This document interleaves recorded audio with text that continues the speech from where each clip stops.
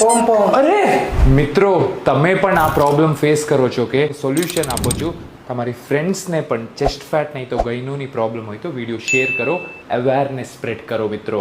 જો લાઈફમાં પ્રોબ્લેમ હોય તો એને સોલ્વ કરવાનું શીખવું જોઈએ, ઇગ્નોર કરવાનું નહીં. વિડીયો સ્ટાર્ટ કરવાની પહેલા જય શ્રી કૃષ્ણ. મિત્રો, ફર્સ્ટ તમને ક્લેરિફાઈ કરવું પડશે, ગઈનો છે કે ચેસ્ટ ફેટ છે. ચેસ્ટ ફેટ એટલે ઓનલી ફેટ હશે, ગઈનો એટલે ગાંઠ હશે નિપ્પલની પાછળ ગ્લેન્ડ જેવું. ગઈનો શું કામ આવે? Mainly because of hormonal changes, imbalance, puberty hit કરવા ટાણે. તો ગઈનો ગ્લેન્ડ હોય ને એની સરાઉન્ડિંગમાં ફેટ છે એને ઓછું કરીને મસલ બિલ્ડ કરવાનું. તો તમને અપર ચેસ્ટમાં ફોકસ કરવું પડશે.